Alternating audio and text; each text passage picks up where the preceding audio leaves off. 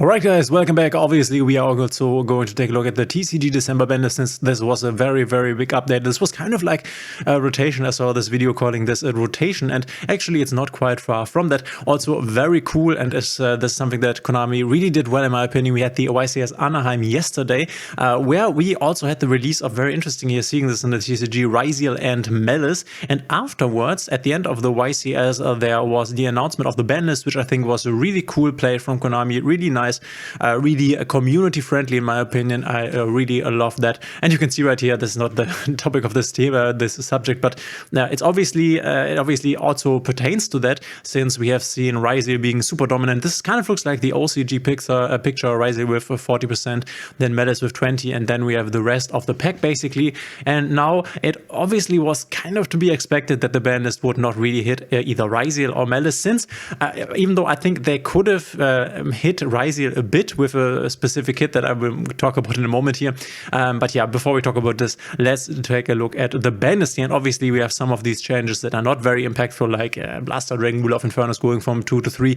We have now basically seen for a year all these Dragon Rulers in different formats coming back from the Banlist, being unreleased. Yeah, for every Banlist in the OCG, TCG or Master Duel, there's some Dragon Ruler going from 2 to 3 or from 1 to 2 or whatever. So no big news here. This will not change anything. This was a meta dominant deck a while ago. We have Dino Wrestler Pankotrops going back from 2 to 3, also not really being played, since we still have Kashira Fenrir in the TCG. Lunar Light Tiger from 2 to 3. This card is not being played, so whatever. We have Redox, Dragon Ruler of Boulders, so another Dragon Ruler. And then there's the first really impactful card here in my opinion, which is Rescue Ace Airlifter. And we have seen the Airlifter or Rescue Ace being used in some tournaments within the last few weeks, obviously before the announcement and before the introduction of Ryziel as well as Malice, the Airlifter. And now the Rescue Ace package is definitely once again playable, and I think it's really interesting that they decide to release him this early on, since he has not been on the Banlist for that long, for example in comparison to all the Dragon Rulers, which have been on the Banlist for eternity basically. But we will see another hit on the Banlist, which I think doesn't really make this a big impact, but it actually is now have the opportunity once again to play the Rescue Ace engine, maybe in combination with something else, maybe with the Fiendsmith engine, as we are still seeing a lot of Fiendsmith cards dominating the meta basically. But yeah, very interesting here, the Airlifter. And then we have Tempest Dragon, Ruler of Storms, and Tidal Dragon, Ruler of Waterfalls. Now all the Dragon Rulers are back at 3. Will this deck now once again dominate the meta? No, of course it won't, but we'll have to see. Thunder Dragon Colossus going from 2 to 3. I think having this at 2 is quite impactful. You don't really want to make 3 in one turn. Having 2 is nice, since then if one gets destroyed or impermed, you have another one. Having 3, you never really make 3, so it doesn't really matter here. If the World Shadow is a Justica going back from 2 to 3, we have seen this in Master Duel as well. Once again, not really the biggest impact. And then very interesting here, opening of the Spirit Gates coming back from 1 to 3 already. This honestly, I'm not super sure. You can let me know if you are aware of when this entered the TCG Banlist at 1, but I think this was only a few Banlists ago, maybe 2 or something. Yubel hit, obviously. Yubel becoming better right now, but we will see in a moment a different hit to the deck. But yeah, opening of the Spirit Gates back to 3, very nice for Yubel, obviously. So a plus there. Then we have newly semi-limited Cyberjar. Yes, now we can play 2 Cyberjars. Haven't you ever waited for this? I remember this as a very old card that I had back in the day, and I always thought this was a crazy good card. And back in the day, honestly, it wasn't that bad. But yeah, obviously we are not going to play this. Still forbidden in the OCG, still forbidden in Master Duel. Crazy. It's not coming back, obviously. We have Danger Jackalope, as well as Danger Tsuchinoko, as well as not Danger anything else. But with the Dangers coming back, I think you can put them all back to 3 probably, and it would not even make a difference, I guess. But maybe missing something. Wasn't really the time when I was playing when maybe Danger was one of the strongest decks, question mark, but I don't know what was going on there. We have Eva from 1 to 2. This is definitely not bad. Rightron wants to play 2 of this, but yeah, we have this still at 3 in Master Duel, but we are missing the Rightron support, so not really comparable, I guess, but not the biggest hit here. And then we have Perform Per Monkey Board back to 2, also once again super old card. Was definitely very impactful back in the day, but it's just too late, so they can can definitely come back from the list, clean the list up a bit. I definitely like this from Konami, as I also hint at when we look at the Master Duel ban list. Okay, we have newly limited Tenpai Dragon Chandra. There is the hit from the OCG basically. OCG has this at 1, TCG has this at 1, and Master Duel has this still at 3. So yeah, you can imagine that at some point we will also see this hit, probably when they want to kill this deck.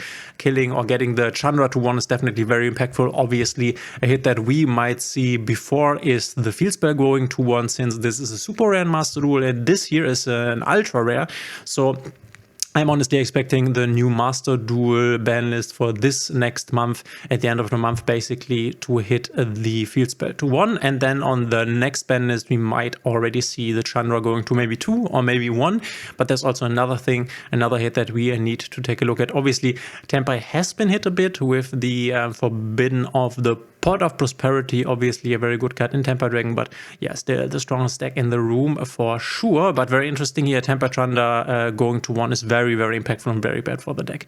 We have Phantom of Yugioh going from 3 to 1. This is very impactful. We have this at 2 in Master Duel. I can definitely see this going to 1 at some point. Give me back the ultra rare crafting resources, please. Having 2 is nice, since then you can use 2 in 1 turn, 1 for the actual negate and 1 to use for a body to link. But having only 1, then you really have to play a different combo route, since this is not only like a body and a monster negate, but also a way to shuffle back your Jubels into the deck to reuse them, to basically Spirit of Jubel, destroy, summon again a Jubel. So this is not only impactful in the sense of we have 1 less negation, 1 less extra body, but also this is just shuffle back resources, right? So even us getting back the opening of the Spirit Gates to 3, I think honestly that getting the Phantom of Yugioh to 1 is worse, especially because we are coming from 3, right? So this was at 3 before, and we are definitely playing 3, and now it's at 1. Definitely something that we could also see in Master Duel, a very effective hit on the deck, something to come. And then we also have Sangen Kaimen going from 3 to 1. Now Tenpai Dragon is definitely at its weakest in the TCG, since OCG, besides also having this at 1, still has Kaimen at 3, but we have Kaimen at 1, we have the field spell at 1 and Chandra at 1. In my opinion, this is now a dead deck. You will not really see this in the TCG anymore. And you can see it also wasn't really that prominent here. But we had this as the second place here. Tenpai got second place in this tournament here, so very interesting. Sangen Kaimen from 3 to 1. This deck is definitely dead. Not sure whether we will see such a big hit in Master Duel. Definitely not in one ban list. So I'm calling first for the field spell, then we might see Chandra, and then maybe Kaimen if that is necessary. This might be just a bit of an overhit, since you don't really see the deck in the OCG anymore, and they have Kaimen at 3, right? So crazy. Then we have Zodiac Barrage going from 0 to 1. Sure, why not? We also had this in Master Duel. Yeah, this changed a while ago and didn't really make a difference. And then we have Newly Forbidden. So firstly, we have Gimmick Puppet Nightmare. They had this at 3 still, so Brandon could still make this shit. But yeah, super nice. This is just an insanely stupid card. The entire Gimmick Puppet idea is just stupid in my opinion. Jaugen, which would be basically another way to kind of achieve like the same, somewhat of the same, is also banned. Very nice. And then we have the final blow for Snake Eyes. The original Symphosploits being forbidden, obviously, this binds everything together. This also basically robs other decks of the opportunity to combine with Snake Eyes. So, for example, looking at the Rescue Ace package here, we have Rescue Ace, Air Left or Back at 3, which would be nice. But then again, now we can no longer use our Diabellstar engine with the OSS to go into the Rescue Ace Hydrant. And therefore, I don't really think we will see Rescue Ace again. And yeah, I really like this list. This is kind of like a rotation. This basically says, hey Tenpai, hey Yubel, hey everything Snake Eyes, get out of here. But honestly, this is the same as with the OCG list. I was somewhat a fan of the OCG ban, is the latest one, and then somewhat not, right? Because look at this, right? This is from the weekend OSS Anaheim. This is already dominating here. These are already the strongest decks in the room, and you can see not a lot of Fiendsmith. The Fiendsmith stuff will stay because we have also seen a lot of, as you can see from example from Joshua Schmidt here, he was basically only playing the Fiendsmith engine engine with no Snake Eyes, so not really a hit here for the Fiendsmith engine, so we will still see some Fiendsmith stuff here, but definitely less yugioh, less Tenpai, and then you can see there's also Snake Eyes Fiendsmith here at the bottom. This will probably be gone completely. So yeah, we have this new Raziel and Malice meta, like we also have this in the OCG. And honestly, I think one cool hit that we could have seen here to also hit the Snake Eyes instead of having this hit here is honestly, and there we can take a look at, for example, the winning deck list here, which is Raziel Fiendsmith. They are playing triple Bonfire, and then we can also take a look at a pure Raziel triple Bonfire, because you can search the Ice Raziel as well as the X Raziel, and then once again triple Bonfire in the next Raziel list. And here we have Malice, and is there another Raziel list once again with triple Bonfire. So I think we could have also seen, to hit the Snake Eye stuff, the Bonfire actually. This also would have hit the potential Rescue Ace coming back idea, since they would also play Bonfire. But this also could have been the first hit for Raziel without hitting any Raziel cards, right? Making this a bit less consistent. In the future, there will obviously be this 7th Tachyon card, this one here, which basically is search any of your starters. It's basically a Bonfire, so this deck will become even more consistent than it is at the moment. So I think having hit the Bonfire to one maybe, or maybe Forbidden, I mean, it's quite a new card, but getting this to one, like a reinforcement of the army, I think could have also been a cool way, especially to pre-hit this new dominant tier 0. You can't really call it tier 0, since this is not tier 0 like 40% or 43%, but this will definitely be way more up in the future. So I think this would have been a cool hit to hit Snake Eyes, as well as a bit of Raziel here, because now with the next big YCS you will probably see even more Raziel, even more Malice, still the same amount of Fiendsmith, I guess, and then less yugioh, no Tenpai, I would assume, no Snake Eyes Fiendsmith, and then obviously some other decks like Voices and Memento. So this is like rotation, every old deck out of here, and the Raziel and Malice are the new champs of the meta here.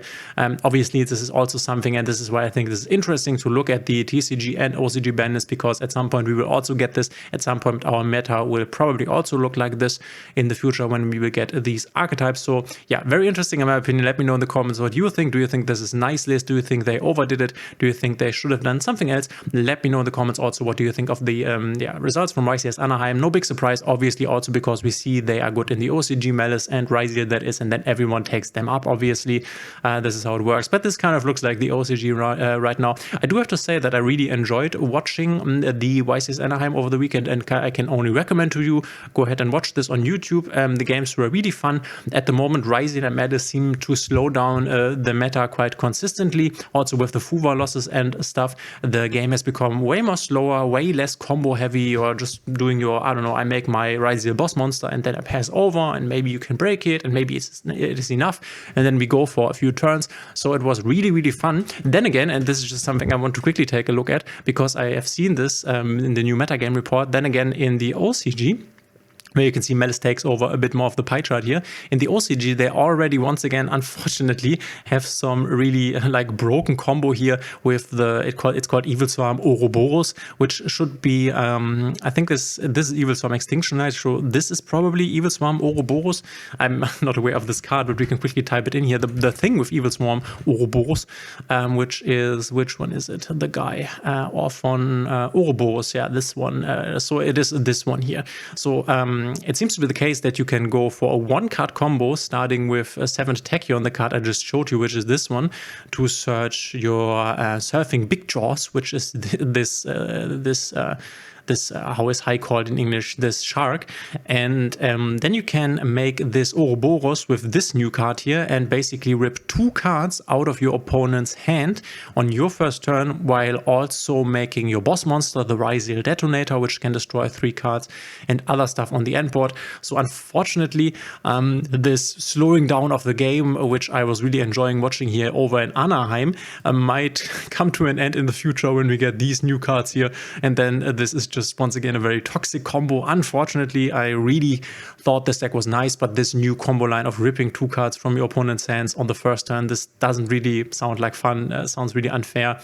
robbing your opponent out of playing the game. First turn kill, basically. This is really annoying in my opinion. Not the greatest Yu-Gi-Oh plays that are available.